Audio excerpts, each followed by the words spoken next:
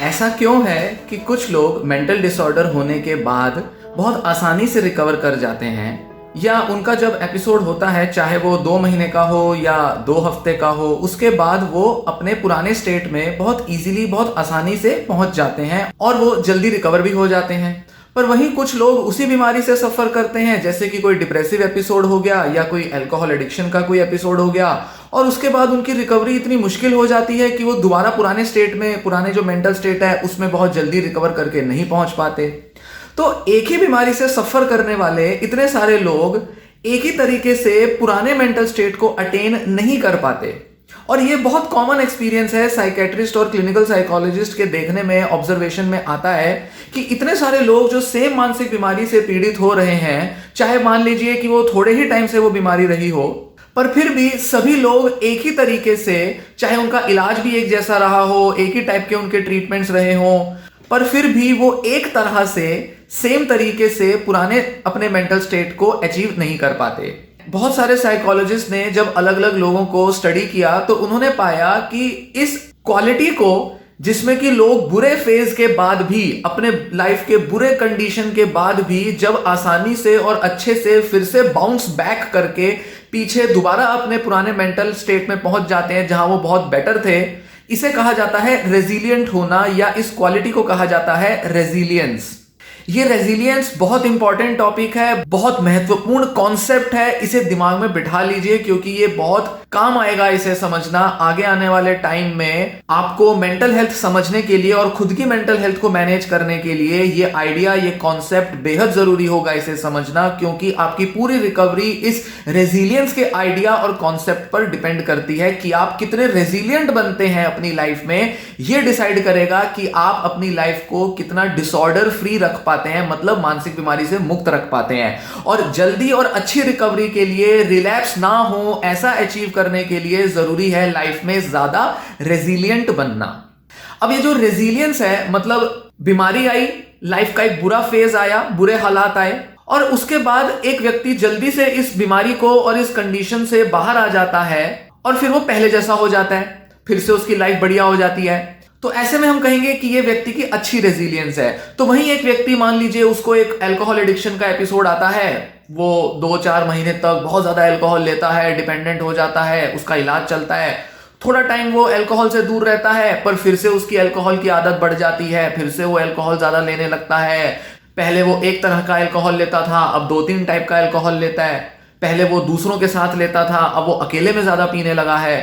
तो उसमें क्या देखने में आ रहा है कि ये व्यक्ति कम रेजिलिएंट है, ये अब alcohol free, addiction free mental state को अचीव नहीं कर पा रहा है। तो बहुत सारे ऐसे फैक्टर्स होते हैं हमारी लाइफ में जो कि हमें ज्यादा या कम रेजिलिएंट बनाते हैं, और लाइफ की किसी भी एडवर्सिटी में अलग अलग तरह से रेजिलियंस के कुछ फैक्टर्स इंपॉर्टेंट होते हैं, उनका महत्व होता है।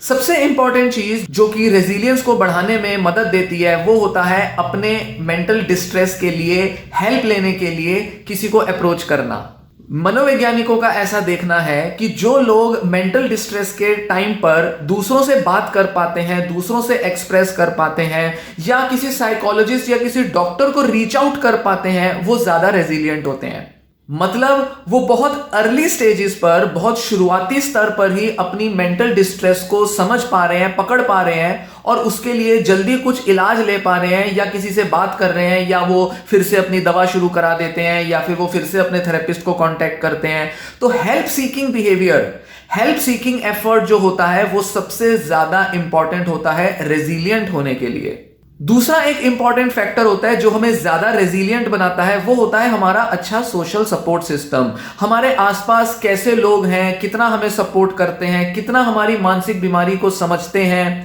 कितना हमारे मेंटल डिस्ट्रेस के टाइम पर वो हमारे साथ भी कुछ प्रिकॉशंस लेते हैं, हमें ज्यादा जिम्मेदारियों का लोड नहीं देते, हमारे साथ अच्छा संबंध बनाते हैं, हमारे प्रति उनका बिहेवियर में भी चेंज आता है। वो समझते हैं कि हाँ, अभी ये थोड़ा डिप्रेशन में चल रहा है व्यक्ति, तो इसके साथ कुछ और तरह का बिहेवियर करना चाहिए, या अभी ओसीडी ज्यादा हो गया है, या बाइपोलर का एपिसोड आ गया है, तो अपने बिहेवियर को कैसे चेंज करना है, क्योंकि वो लोग जब समझते होंगे तो अपने बिहेवियर को चेंज करेंगे, और ऐसे में वो पेशेंट को सपोर्ट दे पाएंगे। तो ये जो सपोर्ट है और आसपास के लोगों की जो अंडरस्टैंडिंग है मेंटल इलनेस के बारे में, ये भी एक व्यक्ति को रेजिलिएंट बनाती है। मतलब उस व्यक्ति के अंदर कितनी अच्छी रिकवरी हो रही है, ये इस बात पर डिपेंड करती है कि उसके आसपास के लोग उसे कितना समझते हैं।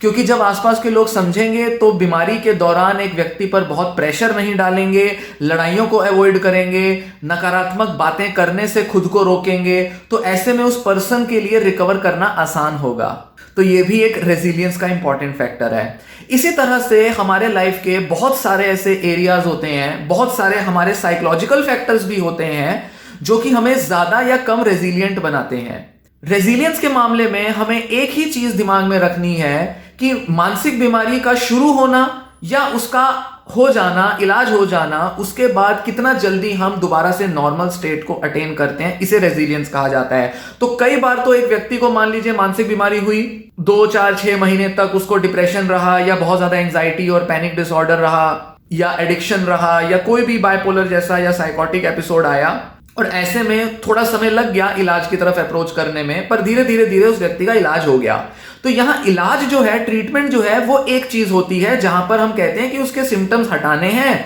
रिकवरी लानी है, दवा भी देनी होगी, लाइफस्टाइल चेंज भी लाना होगा और साइकोलॉजिकल ट्रीटमेंट भी लेना होगा, साइकोलॉजिकल वर्क अपने ऊपर करना होगा। ऐसे करके धीरे धीरे व्यक्ति उससे बाहर आ जाता है। इसे तो हम कहेंगे ट्रीटमेंट है, ये इलाज है। पर एक व्यक्ति के जीवन में अगर कुछ ऐसे पॉजिटिव फैक्टर्स मौजूद होंगे, कुछ ऐसे प्रोटेक्टिव फैक्टर्स मौजूद होंगे जो कि उसे इस बीमारी के बाद फिर से अच्छा और पॉजिटिव बनाने में मददगार साबित होंगे, तो ही हम कहेंगे कि वो व्यक्ति रेजिलिएंट है। नहीं तो कई बार क्या होता है कि एक व्यक्ति का इलाज तो हो गया पर फिर भी उसकी क्वालिटी ऑफ लाइफ जो है, लाइफ की जो गुणवत्ता है, वो बहुत ज्यादा इंप्रूव नहीं हुई। अभी भी वो व्यक्ति जो है वो अनएम्प्लॉयड है, उसके रिश्ते ठीक नहीं है, घर के अंदर किसी तरह के कलेश अभी भी चल रहे हैं, अभी भी थोड़ा बहुत जो है वो व्यक्ति ड्रग या अल्कोहल लेने की उसकी आदत है। मतलब डिप्रेशन का एपिसोड हुआ और मान लेते हैं वो व्यक्ति अल्कोहल भी लेता था, धीरे धीरे इलाज के दौरान उसकी अल्कोहल भी थोड़ी कम हो गई, ड्रग वगैरह, सिगरेट स्मोकिंग वगैरह कम हो गई, डिप्रेशन भी चला गया।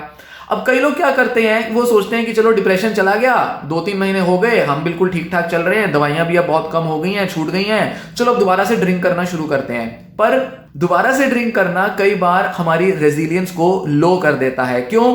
थोड़ा बहुत तो वो व्यक्ति अल्कोहल लेता रहेगा क्योंकि अपनी लत को वो पूरी तरह से दूर नहीं कर पाया है। पहले भी उसने थोड़ी बहुत कम तो की थी अपनी अल्कोहल, पर पूरी तरह से छोड़ी नहीं थी। अब धीरे धीरे वो व्यक्ति फिर से जब स्ट्रेस एक्सपीरियंस करता है, फिर से वो अल्कोहल लेता रहता है, तो धीरे धीरे जब उसको दोबारा से तनाव बढ़ता है, वो दोबारा से उसका डिप्रेशन आ सकता है, रिलैप्स हो सकता है, एंजाइटी की प्रॉब्लम आ सकती है। मतलब वो फिर से अपने पुराने अच्छे मेंटल स्टेट को अचीव नहीं कर पाया क्योंकि वो अल्कोहल बाद में भी लेता था। उसकी आदतें, उसका गुस्सा, उसकी इमोशंस, उसकी रिलेशनशिप्स, कुछ ना कुछ प्रॉब्लम थी जिस वजह से वो अपनी लाइफ की क्वालिटी को फिर से बहुत अच्छा नहीं कर पाया, फिर से उसको रिलैप्स हो सकता है। तो हम कहेंगे कि ये व्यक्ति जो है ये रेजिलिएंट नहीं है। मतलब ये बार बार बीमारी डेवलप कर लेता है, बार बार एपिसोड में चला जाता है, ये अपनी लाइफ को बहुत ही स्टेबल और बहुत ही नॉर्मल तरीके से मेंटेन नहीं कर पाता। तो ऐसे बहुत सारे फैक्टर्स इंपॉर्टेंट होते हैं। जरूरी है कि एक व्यक्ति एडवर्सिटी के टाइम पर, डिफिकल्ट हालातों में अपने को रेजिलिएंट बनाने पर वर्क करे, सोशलाइज करे, मेडिटेशन करे, माइंडफुलनेस, डाइट अच्छी रखे, अच्छी हैबिट्स डेवलप करे, एक्सरसाइज करे, अपनी रूटीन ठीक रखे, स्ट्रेस ठीक रखे, अपना लाइफ में कुछ हॉबीज को परस्यू करे, कुछ एंटरटेनमेंट और कुछ प्लेजर की एक्टिविटीज करे। ये सारी चीजें उसे रेजिलिएंट बनाएंगी, जिससे धीरे धीरे वो बीमारी से पूरी तरह से बाहर आ जाएगा और दोबारा से उसका रिलैप्स भी नहीं होगा। इसीलिए ये जो रेजिलियंस है ये बहुत इंपॉर्टेंट टॉपिक है और सभी को मानसिक बीमारी से रिकवर होने के लिए ये लक्ष्य साधना चाहिए, डिटरमाइन करना चाहिए कि उन्हें रेजिलिएंट बनना है, ज्यादा से ज्यादा अपने अंदर वो क्षमता लानी है ताकि वो दोबारा से बीमारी डेवलप ना करें, और साथ ही बीमारी जब आने लगे तो बहुत जल्दी कुछ ऐसा कर लें जिससे कि वो बीमारी को बढ़ने से या बिगड़ने से रोक पाएं।